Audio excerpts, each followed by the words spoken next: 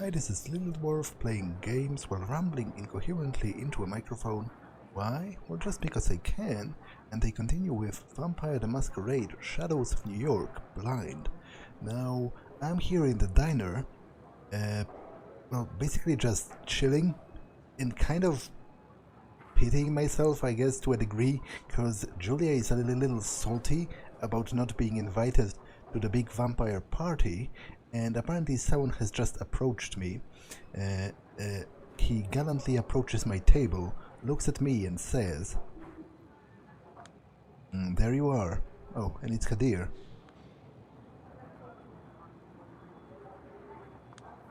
Now that's curious, he shouldn't be here. Is it the fairy godmother? What's up? Are you here to be my fairy godmother?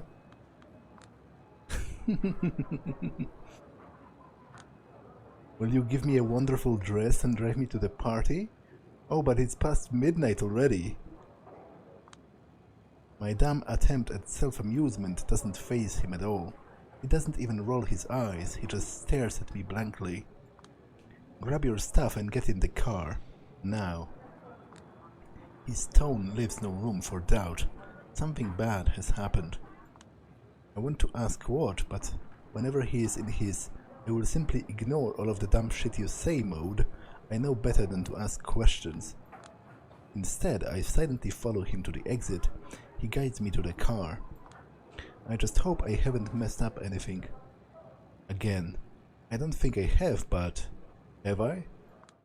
Kadir's car. As usual, he gave me the back seat. He's always uneasy when the passenger's seat is taken. Doesn't want anyone to limit his peripheral vision, he says. Normally, I'd catch him observing me in the rearview mirror, but this time he's watching the streets, more tense than usual. Something must have caught him off guard. I got my seatbelt on and my popcorn ready. What's up? The awkward silence feels like it will last forever. Eventually, he finds the right words and speaks up. 6 weeks ago, the prince told me to parley with the Anarchs in the docks, remember? Yeah, and you made me tag along so that I could learn some of the politics. It turned out that politics meant something awfully similar to watching my drunken family shout at each other at a wedding party. There was this man who didn't need to shout to make my blood boil. The meanest one in the room, their leader. White hair, a monocle, musty clothes. Is that Boss Callahan?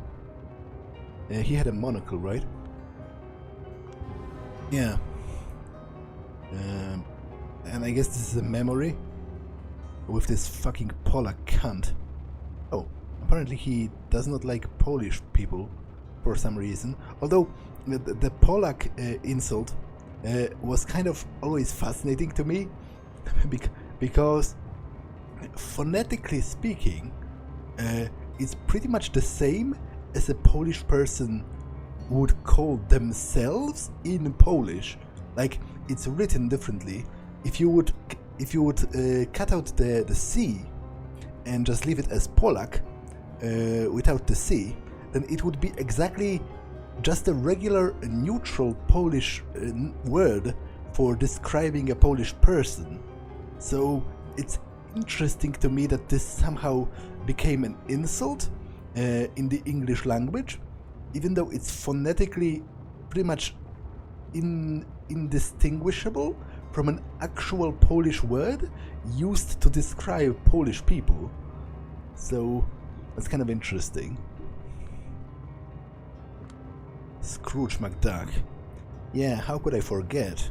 A lot of panache, old-timey bravado, and gendered insults flung my way. What was his name? Something British. Made me think of Hollywood. Callahan? Baron Callahan. Douglas Boss Callahan.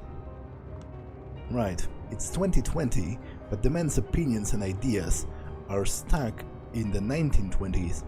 Weren't the Anarchs supposed to be progressive option?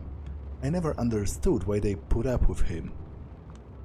He has his ways of predicting which way the wind will blow. Anytime the Camarilla or the Second Inquisition hit the Anarchs, it was the factions opposed to him that were hurt. The luckiest bastard in the world. Thought you didn't believe in luck. I don't. But it sure looks like he has luck. Like his luck has finally run out tonight. Huh. Wait, don't tell me. We're going to kill him? So... Oh, actually that's not what I thought. I thought he's going to get executed. Not that we are personally going to kill him. I was trying to say we as in the Camarilla. So what you're saying is we're heading to his office to kill him. It's not exactly what I wanted to say. What? Just what? No, absolutely not. Looks like I missed the mark by a mile. Even if, and that's a big if, his idea wasn't completely opposed to everything Prince Panard has been doing for the past few years. His tone sounds as if he was addressing a particularly dumb child. The worst part is, I probably deserve it. Yeah, I probably do deserve it. That was quite dumb. Like, I misunderstood what the game was trying to suggest to me with this dialogue option. There wouldn't be any need for that. The man has ceased to exist. Wait, he's dead? Deader than dead? I'm 99% sure the bastard met his final death. How do you know? We've got trustworthy sources in the Anarch inner circles. Looks like all hell is about to break loose. There's an emergency meeting at the art hall. Jesus, and you're bringing me with you? Why? Because you were on the way. Because I could. Because I should. You might not be important to the members of the court, but you're still an asset to the sect, symbolically at least. I can justify sneaking you in the party, claiming it's for your own protection. My sweet fairy godmother in a luxury carriage. Wait a minute though, the party, is it still happening? I guess he's kind of dumbfounded by my priorities. I called the prince, told her the best course of action would be stopping it, and started listing security protocols I've prepared for these sort of situations. She interrupted me halfway through and told me we will discuss the subject face to face. Doesn't sound like she was interested. The party is that important, huh? Politics is that important. I don't know if he's trying to convince me or himself. And once again, politics sounds an awful lot like a bunch of party-loving assholes shouting at each other. Don't worry, this isn't the kind of, how should I call it, governing issue that the likes of you and I tend to deal with. And how would you describe the governing issue we tend to deal with? Shoveling ourselves out of shit. Okay, it doesn't sound particularly enticing. As usual, he seems a little embarrassed for cussing, or being too honest. Either way, it's cute.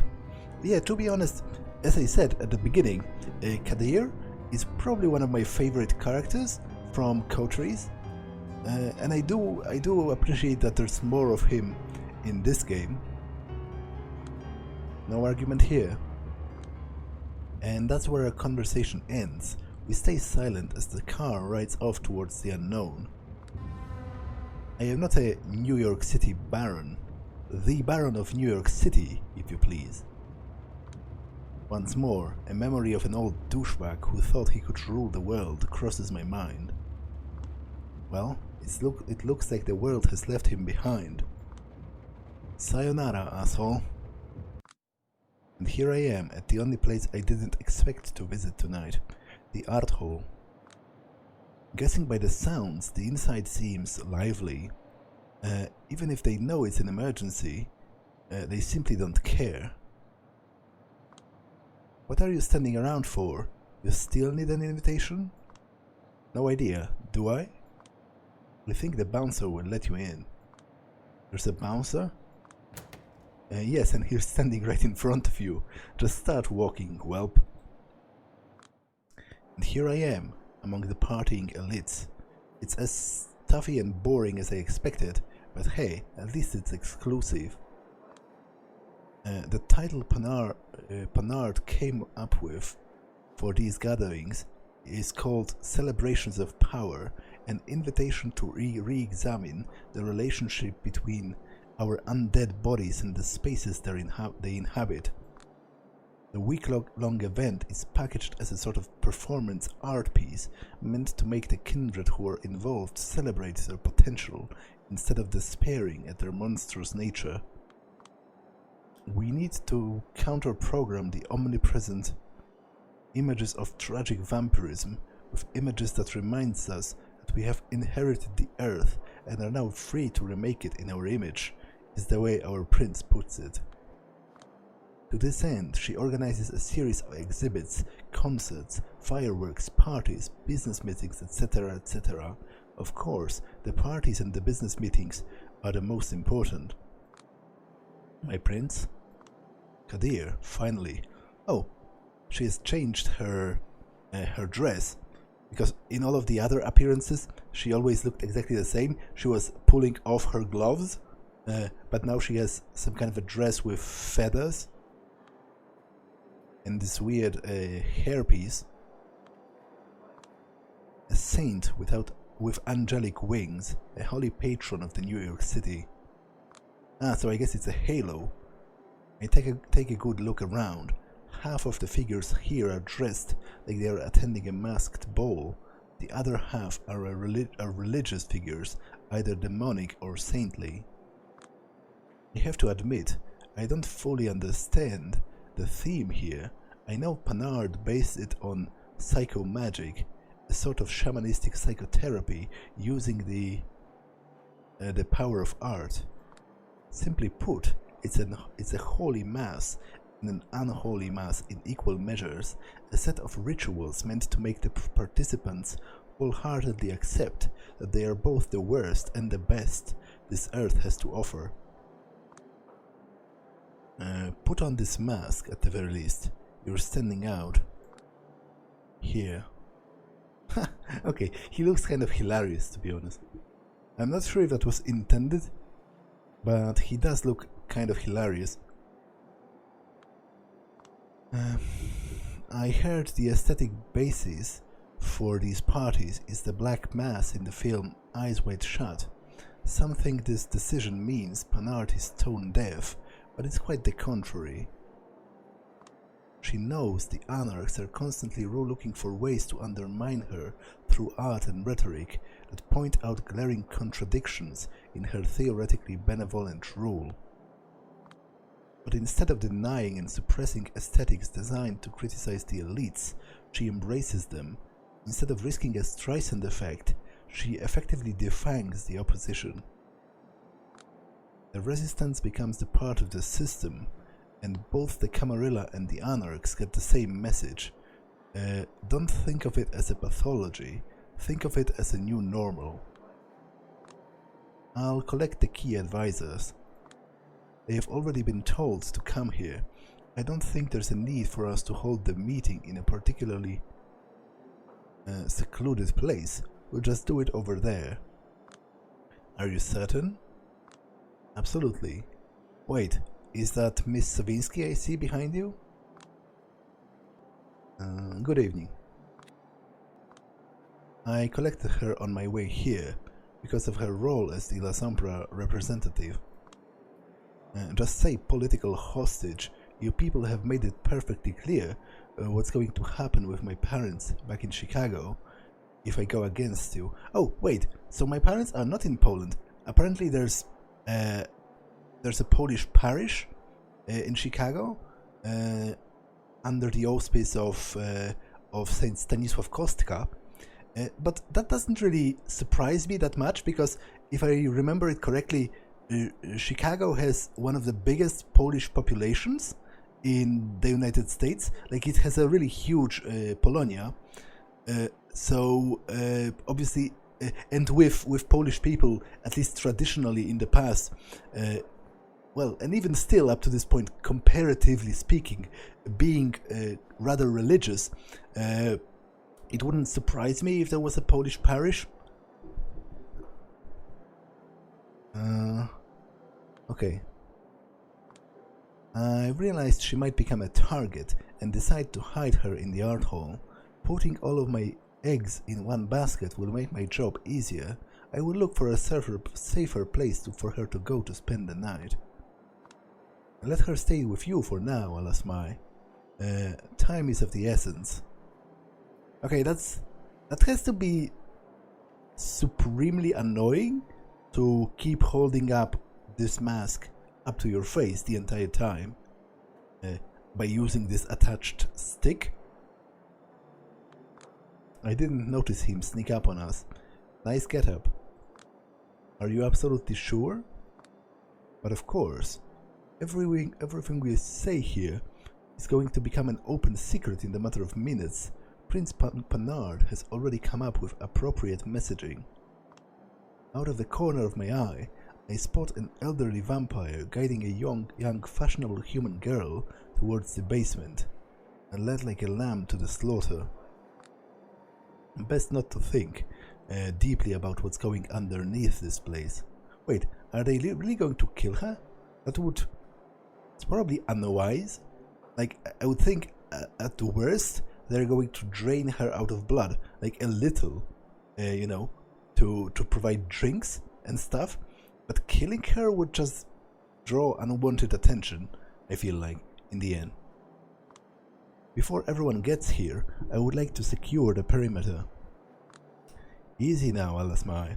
All of the appropriate security protocols have already been... protocols for you are already active. Me and the prince have already pulled some strings as well. The situation is mostly under control.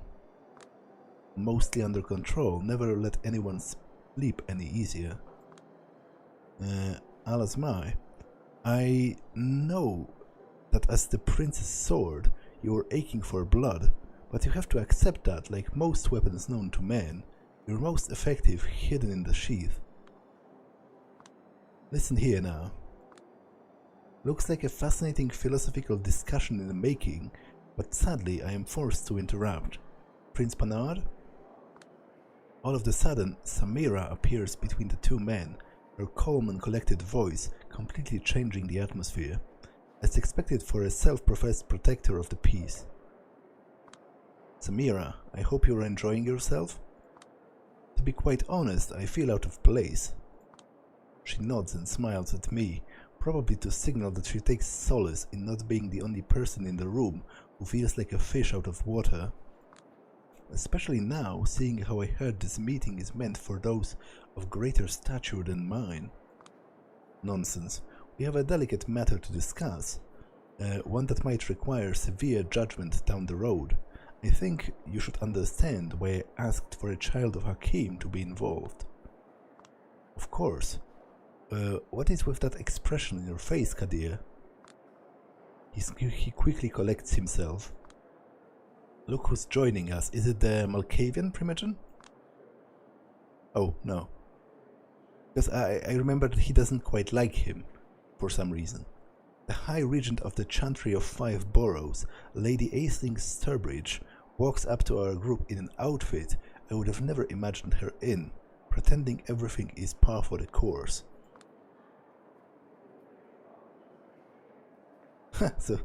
So I guess that's the outfit the prince gave her, and it involves the little demon horns. Prince Panard, the sheriff, the harpy, the Banu Hakim Primogen. Are we still waiting for someone? He's almost here. Shining even more brightly than usual, Aisling. I do adore your outfit, Samira. Wish the prince allowed the same amount of effort for me. I for one am glad that she didn't. I particularly love these horns. Thank you for reminding me. I put them on at the prince's behest, but I believe she has more than enough fun. Yeah, that's kind of what I sort of surmised from this situation, that she put it on because it was like a, you know, if she refused, it could have been read as an insult towards the prince, but obviously it was presumably supposed to ridicule her at least a little bit. No, not yet. Ah well, this will do for now. But you're not off the hook yet. I paid a costly price to see you like this. Both Kadir and the prince's voices are strained whenever they attempt humor. Their minds are obviously elsewhere, and it's not a happy place. Arturo, on the other hand, seems calm. We all celebrate our power in different ways, I suppose. Now what is this about? Just a moment. Over here, Addison. The Camarilla's infamous spokesman approaches, pushed towards us in a wheelchair by his servant. Helen, everyone, I certainly hope this is something important. What a commanding tone. Seeing as Spain can't communicate normally, his servant relays his words to us instead, and he's posh and snobby enough to make me believe I'm listening to his master's voice. Carter won't be joining us? He gave me a fair warning he might not be able to make it tonight. I've messaged him the details. I'll have to find time to meet him later then. Finding time, searching for lost time. I swear it's all that I do nowadays, and there's never enough. I guess you now understand why I insisted that this event must last all week. So many esteemed guests, many of them from out of our town, each deserving at least a few hours. The figure in the wheelchair waves his hand impatiently. Yes, let's just cut to the chase for now, shall we? That might be the wisest course of action, my prince. Arturo? My prince, everyone, let me begin by stressing the important points. The situation is largely under control, the negotiations are underway, and the situation is more tense than dangerous. We are safe. Let me repeat, we are safe. Baron Callahan, the de facto leader of the Anarchs in New York, has met his final death in his office tonight. How did you find out? We have a good friend near his office. Their intel is... Damn it, sorry, I skipped it over. Their intel is as accurate as it gets. We have also established a negotiation channel with the Anarchs. They gave us all of the confirmation that we needed. Is the contact Torque? Because after all, he was opposing Callahan even in the first game, and it kind of seemed like he was poised to take his place eventually. Was our court involved in his destruction? I look at her in disbelief. So does everyone else. And not that the same thought hasn't passed through my head, but to simply exclaim it like that. Oh, spare me the virtue signaling. I thought we were being transparent here. I don't give a damn if we took care of Callahan or not. I just want to have a clear idea of what I'm dealing with. Yes, a clear answer. I need that too. To my knowledge, none of us present have ordered his destruction, nor did we participate in it. Unless someone wants to confess, it's now or never. Of course, nobody speaks up. Arturo pretends to clear his throat. That's our official position as well. The Camarilla's ruling body had nothing to do with it, and for all intents and purposes, his Anarch contenders had more interest in removing him than we did. That interest is sure to manifest in one way now. His former enemies will prop him up as a martyr for the cause. Yes, which is why we sadly can't just leave the Anarchs to their own devices. As much as we would like to avoid recognizing their sect in any way, we've offered to assist them in an official investigation. Addison Payne's wrinkled face contorts slightly. Let me just ask you one question. You do realize those curs have no respect for our traditions, yes? We do, Addison, but being a veteran politician, you should be deeply familiar with the words controlled opposition. Yes, for now it is impossible to fully contain the Anarch threat in New York. For now, our only option is to prop up a candidate who will offer the least resistance to our future plans for the city. We do extend our hand to the most promising contender, giving him a way to present himself as a diplomat, a man of reasonable compromise. The rabble falls in line. The purists grow angry and alienated. We've already contacted the best possible person in the sect. He will oversee the investigation, and it's in our best interest to show he's able to resolve the situation calmly. Is that good enough? Addison ponders the question again for a while, then waves his hand again. It is. Proceed. Funny thing, nobody's paying any attention to me right now. Keep in mind, Mr. Payne, our men's people will barely tolerate us. And the situation is volatile. The other factions within that sorry excuse for a sect might still try to escalate the conflict. I will do my best to solve this situation as fast as possible. How so? Kadir is momentarily taken aback by Arturo's question. I volunteer to coordinate the case with the Anarchs, of course. I refuse. You have more important duties to focus on. Once more, Kadir is stunned. All due respect, my prince, but if you don't consider me capable of tackling this issue and attending my usual duties at the same time, I think you gravely underestimate me. Your penchant for working yourself to the bone is well known and appreciated by everyone in this room, Sheriff, but so is your perfectionism. If we do grant your wish and let you investigate while fulfilling your routine obligation, can you guarantee that you are going to give both these tasks your best? I can guarantee something very close to my best. Close to your best doesn't cut it, Alasmar. Not when the vultures are out in force. Callahan's destruction is sure to cause unrest among the Anarchs, and there's an obvious outlet for their pent-up rage. I want to make it perfectly clear the celebrations will continue as planned, no matter what. That is why your presence here is absolutely necessary, Sheriff. We rely on your constant protection. Of course, my prince, we must be on constant vigil for a few days. Alasmai's sword must be constantly pointed at the enemies surrounding us. The timing of the Baron's destruction is impeccable. The Anarch leaders are sure to point at us and claim that we are shamelessly celebrating his end. Does anybody believe this is just a coincidence? Murders are messy, almost as messy as politics. It is impossible to reliably predict the outcome of any violent action.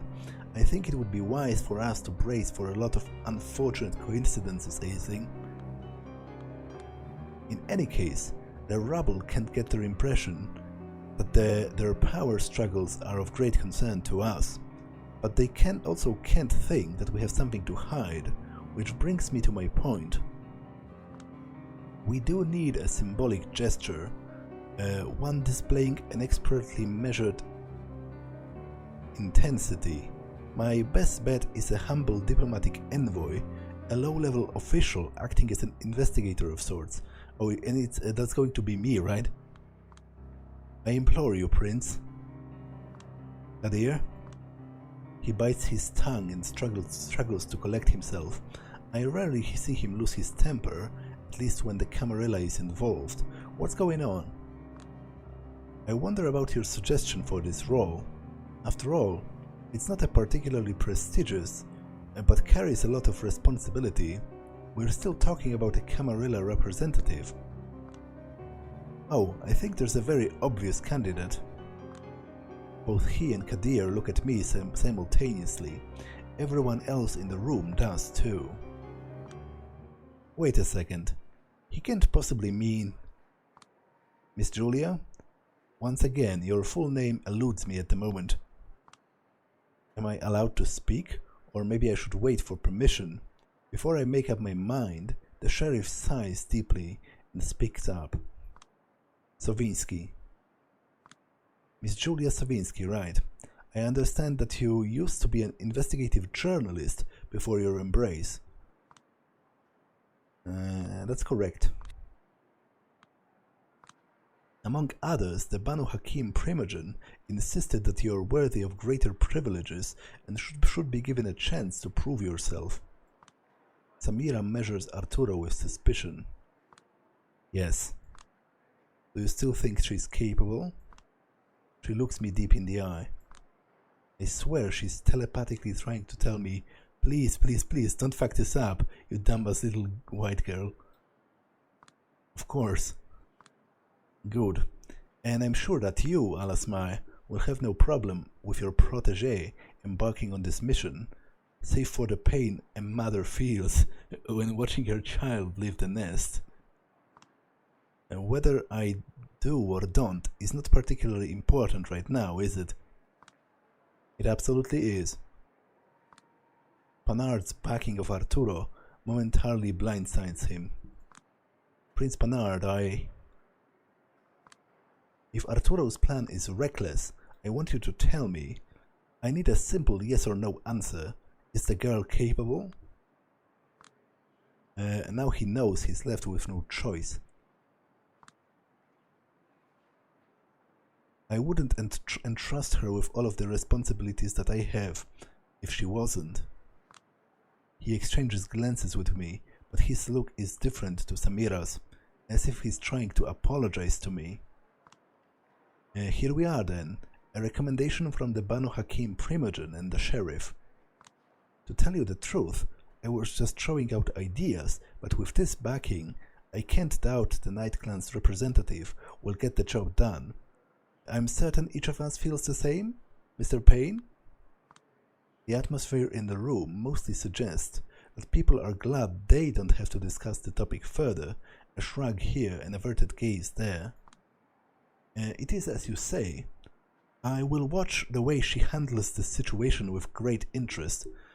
This might be a reference to a quote from Chancellor Palpatine from the, I believe, Phantom Menace or Attack of the Clones, where he says to Anakin Skywalker, we will be watching your career with great interest, or something along those lines. I'm going to put the relevant link in the description for comparison's sake. Well then, Miss Sowiński, looks like you've got your chance for a big break.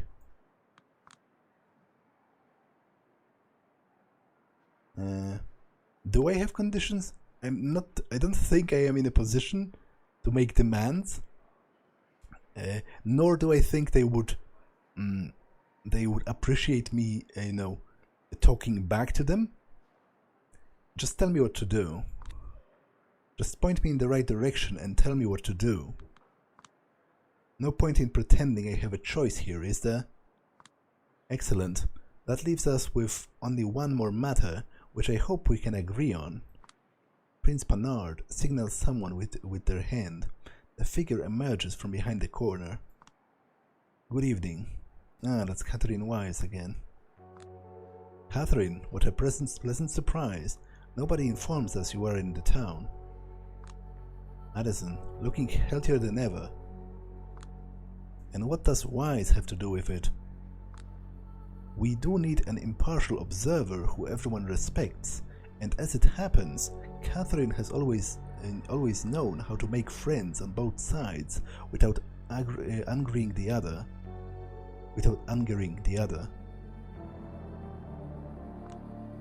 I beg to differ. I'd be grateful if, just for once, you decided against throwing a tantrum about me, High Regent. A painful grimace crosses Ising's face, but she is quick to interpret the taunt as an invitation to a game she can't possibly win.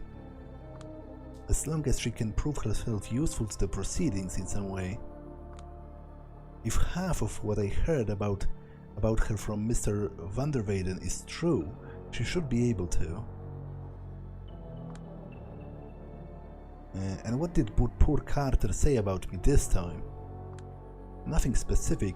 One has always to read between the lines with him, but it was mostly envy. Miss Weiss gracefully agreed to mediate between the Anarch representative and the Lasombra representative, ensuring mutual cooperation and mitigating potential conflicts. This feels like a Freudian slip. Lasombra representative, not Camarilla representative, i.e., someone who can be catapulted from the sect without much damage to the ivory tower if they mess up. Is there a meeting set up? Arturo looks at the clock at the other side of the room. In less than an hour. We'll better hurry then. What the hell? All of this is happening so fast. If the situation is indeed under control, I will drive her and observe the situation. Out of the question. You've got your orders, Sheriff. Attend to those. You fool. The girl needs guidance. Well, okay, I wasn't expecting him to get out of line like this. And we need yours. Nobody knows what might happen next. But it's not as if the Anarchs have a lot of love for you, Alasmai. You're too efficient in your duties for them to tolerate you. Better spare Miss Sabinsky having them see you two together. Do you think my guidance of Julia would be lacking, Kadir? I never said that. So, do you have any objections to putting her under my care? He lowers his gaze, but seems reassured. None whatsoever. That's all I needed to hear. We'll be going then. Wasting no time as usual, I see. Have you at least tried the aperitifs? Waiting is an old person's game, Helen. I still feel young. Remember, if there's anything you need help with... Probably not, but I appreciate the thought nonetheless. Have a great night, everyone. I'll catch up with you later, Addison. I certainly hope you do. Actually, I wonder how does, like, is the vampire sort of, I don't know, relaying his thoughts directly to his servant's head and then he repeats them out loud? Like, how does it work exactly from a technical standpoint? And so we leave in a rush. Funny considering what she told me about being in a hurry yesterday.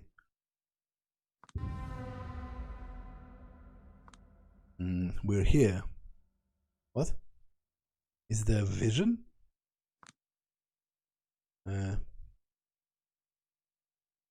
Apparently not. She thanks the chauffeur and lets me out of the car into the quiet neighborhood somewhere in Queens. Seems like you were in a rush. I couldn't stand the crowd. She's honest, probably performatively so, just to get into my good graces. Well, it's working. And why is that? In my experience, gatherings like those always enable a boring pack mentality. All the familiar lies we tell ourselves to justify lasting for more, repeated ad nauseum. To be honest, that seems kind of risky. That seems like a question you shouldn't ask someone who you don't know very well, but I guess it might be interesting to sort of test the waters with her, see if she gets angry or something, or defensive. Like, see how she responds, basically. I doubt she's going, like, you know, she's probably not going to kill me on the spot or anything like that, just for being a little bit nosy. So, no, the worst I can get is her getting a little bit angry, but that in itself might tell me something about how she operates, and, you know, what are her limits and what is her tolerance towards, you know, different kinds of behavior. So what lies are you telling yourself? Her aura immediately turns colder. You have bigger issues to worry about, sweetheart. Yeah, that's kind of what I figured. Like, it isn't really a question you ask someone who you have just met yesterday. But then again, she kind of brought it up. Like, I directly referred to something she said. Ah, well. At least I know how familiar I can get with her. Yeah, that's kind of my point. That's kind of what this was geared towards. That I do. Back at the art hall, you said something about guiding me, but I have zero idea what to do. None whatsoever. I had a few necessary arrangements to make over the phone before we got to ensure your pretty little head stays attached to your neck. For now, anyway. I am grateful, but I still feel way out of my depth. I need to know what to do. You used to make a living as an investigative journalist, did you not? Investigate the murder. In the TV shows, where an investigative journalist gets too close to the heart of a politically incendiary case, it rarely goes well. A cat's head on the porch, a bullet to the head. So, you're afraid you might be a pawn in a game you don't understand? That your elders consider you a disposable asset? That a single wrong move might cost you everything you hold dear? Yeah, and I assume all of those things are true. That sounds about right, yeah. Well, by the sound of it, you understand your situation perfectly. Yeah, that's what I said, basically. Don't belittle me. I need your advice. Be anything you want, but don't be boring, Julia. If I wanted to belittle you, I would have drowned you in platitudes long ago. Know thyself, believe in your strength, trust no one, act confident, turn the chessboard around and read your opponent's mind, read Sun Tzu and quote him incessantly. Can I ask you something? Seeing as Mia is still not here, of course.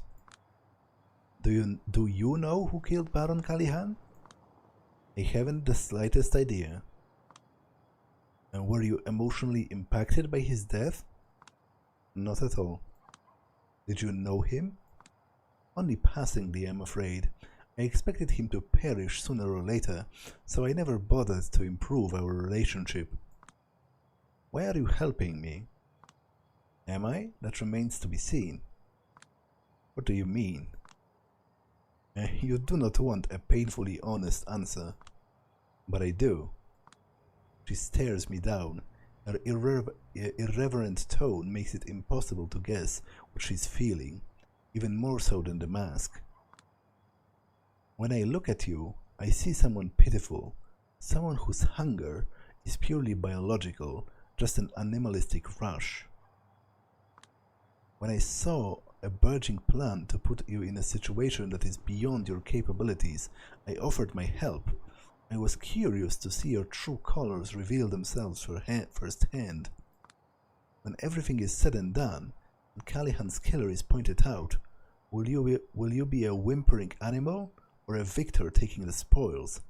I cannot wait to find out. I don't know what to say. Is she provoking me or... Mia should be here any second. You have time for one more question. I guess I don't think she's going to answer this.